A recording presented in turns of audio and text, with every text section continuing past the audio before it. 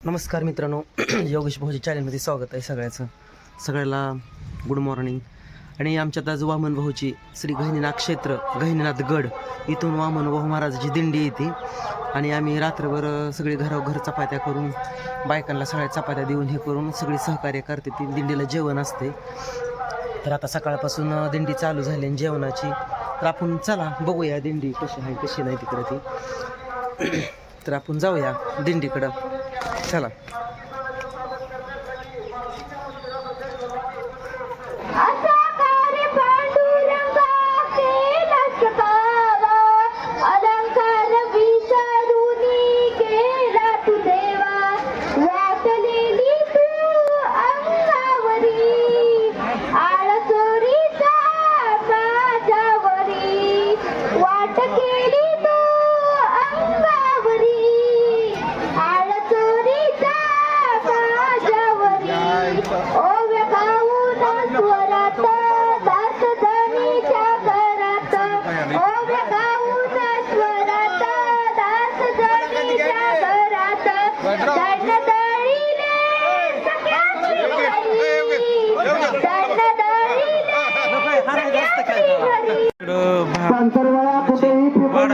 हातानेच घेते ती, कारण बसायला जागा नसल्यामुळे ठेवलं तरी चालते. तिथे ठिकी ठेवली ती त्या ठिक्यामध्ये टाका.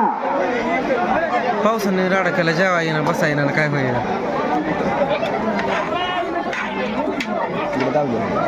दावले तिकडचं काढले, अजून दिंडी आली नाही ना. हा दिंडी महागच आहे अजून. दिंडी अजून घोडं ही झेंडावाली महागच आहे ती.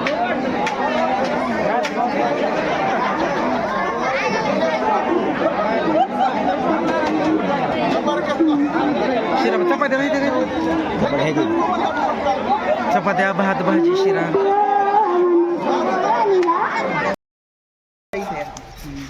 हे बघा, हे आपले बीड जिल्ह्यातलं तुमचं गाव आहे घाटशिरपारगाव. वामन भाऊ महाराजाच्या दिंडीतलं श्री क्षेत्र गहिनीनाथ गड इथून आलेलं आहे ते. आणि दरवर्षी भेट घेतात आणि आपलं ब्लॉग पण बघतात. तर आता पंढरपूरला चालल्यात. आमच्या गावात जेवण असते दिंडीला. आता जेवण बिवण झाले.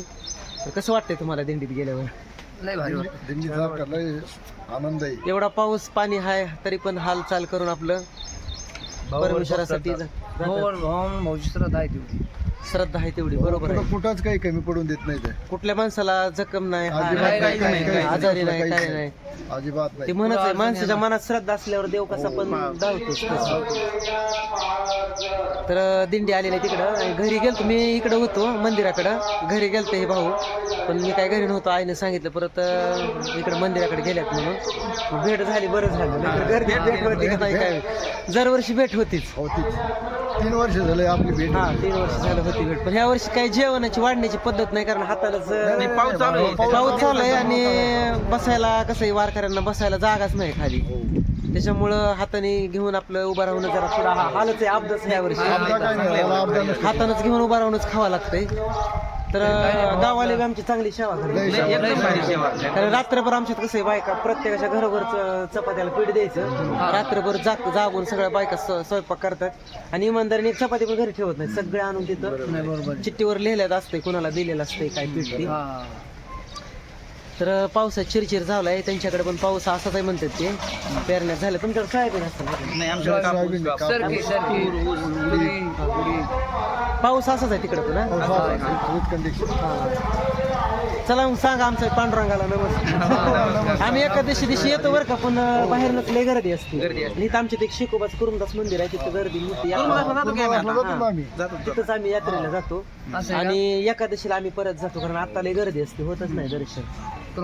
हा कुरुमदासला तिथं आम्ही गेलो होतो. हा जाताना तुम्हाला नसेल लागत, तुम्ही कुठल्या लागत नाही, पण आम्ही दर्शन घेऊन जातो. कारण पहिलं म्हणते तिथं काय पहिली अख्खा काय की तिथं महाराज म्हणजे पांडुरंग पांडुरंग आलते कुर्मदासला भेटायला. त्याला पाय नव्हते दोन्ही बी, पाय नव्हते तरी लोटळत पंढरपूर आले आपल्या पहिली पूर्वीची घडलेला आहे ती, आणि श्रद्धा होती बी तशी बरं का, आत्ताच्या पेक्षा आहेच पूर्वी ना. नाही होती. अहो ते पाय नव्हते तर लोटळ घेत पैठणवरून इथं आले पांडुरंगाच्या भेटीला. तर चला मग आपण आता तिकडं पांडुरंगाला त्याला तिथंच जाता नाही आलं म्हणून पांडुरंग तिथं आलेत भेटायला. त्यांचं तिथंच हे झालेलं आहे. मग दिंडी बघूया तिकडं आपण आलेली, दिंडीचं महाराजाचं दर्शन घेऊ. चला मग. हरी महाराज. रामकृष्ण हरी रामकृष्ण हरी रामकृष्ण. पाऊस चालू आहे, सगळे किचकिच आहे, खाली चिखल आहे, तरी पण वारकऱ्यांची सगळी व्यवस्था गाववाल्याने केलेली आहे. दिंडी येते, आपण जाऊ आता. जेवण फिवणं चालू आहे सगळी.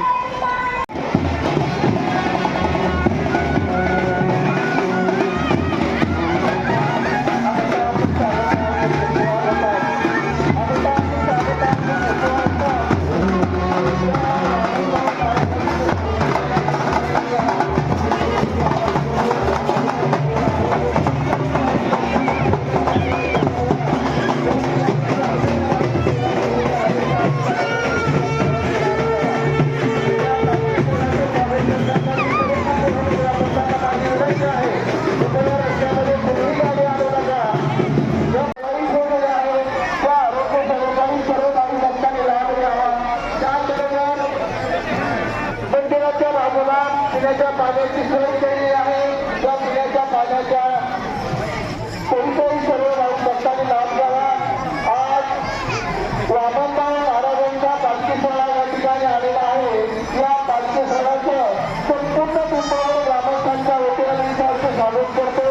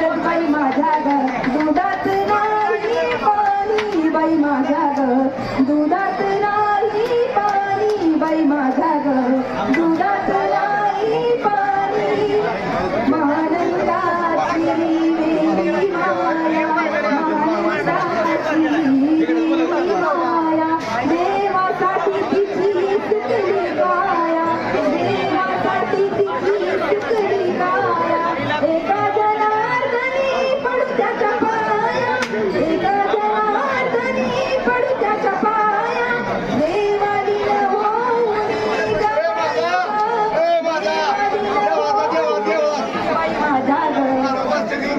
बाई माझा ग दुधात नाही पाणी बाई माझा ग दुधात नाही पाणी बाई माझ्या ग दुधात नाही पाणी यमुने खातो अवघड घाट यमुने खातो अवघड घाट चढता चढता दुखतिया पाठ चढता चढता दुखतिया पाठ देवी सयाची बारीकट काटा देवी सयाची बारीकट काटा थांबू नका गवळणी ग बाई ग थांबू नका गवळणी बाई माझा ग बाई माझा ग कारण बाई माझा ग दुधात नाही पाणी बाई माझा ग दुधात नाही पाणी बाई माझा ग दुधात नाही पाणी बाई माझा ग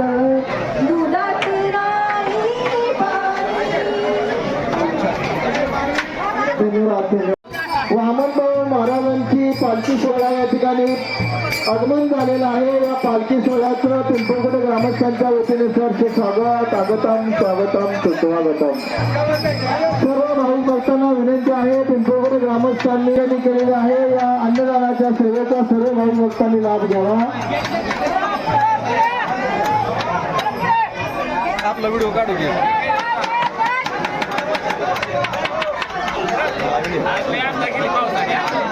लय उशीर केला लागा यायला. सगळं पिंपळ कुठेचीच वाट बघत होतं. माईक हातात नाही काय नाही. दरबारीचा माईक हातात घेणार माणूस. थोडं बोला की म्हणा आपल्या गावातल्या दिंडीविषयी काहीतरी. होय थोडं बोला की काहीतरी. माईक हातात घेऊन या. असल्यामुळं प्रत्येकाने उभा राहून जेवण्याचा हा आस्वाद हा महाप्रसाद आहे. कोणते ग्रामस्थांच्या वतीनं काढलं थोडं आमचं ग्रामदैवत नरहरी श्री लक्ष्मी नरसिंह मंदिर या पिंपळखुंटे ग्रामस्थांचं आराध्य दैवत आहे आणि त्या दैवताच्या समोरच हा महाप्रसाद दरवर्षीप्रमाणे सालाबादप्रमाणे केलेला आहे. तरी सर्व वारकऱ्यांनी त्या सेवेचा लाभ घ्यावा. काय चुकला असेल तर माफ करावं, कारण निसर्ग आहे. निसर्गातनं आपण त्या निसर्गाच्या सान्निध्यात वावरतो. त्या निसर्गाच्या सान्निध्यामध्ये आज आपल्याला पावसाचंही आगमन झालेलं आहे. त्याच्यामुळं त्या पावसालाही कुणी दोष देऊ नका, कारण तोही आपला आत्मा आहे. तोही या सृष्टीचा एक भाग आहे. आपल्या जीवनातला पाऊस एक भाग आहे. कोणी कन्या पुत्र होती जे सात्विक दयाचा हरिक वाटे देवा.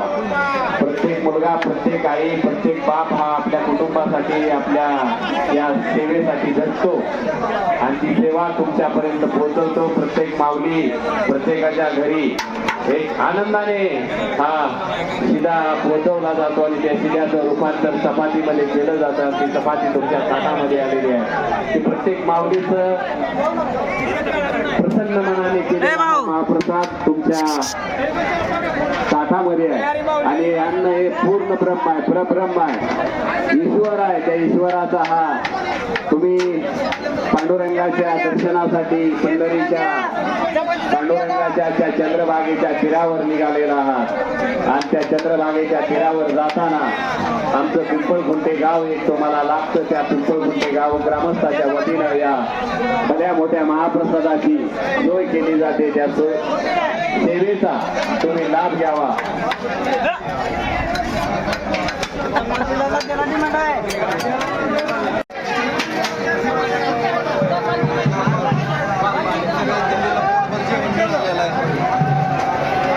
केवढं ठोकळा दिसतोय मध्ये.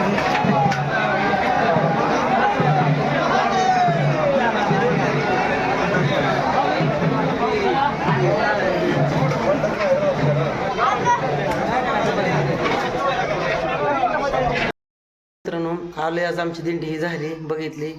गहिनीनाथ महाराजाची दिंडी कशी वाटली कशी नाही नक्की कमेंट करून सांगा. कुठून बघितली ती पण सांगा.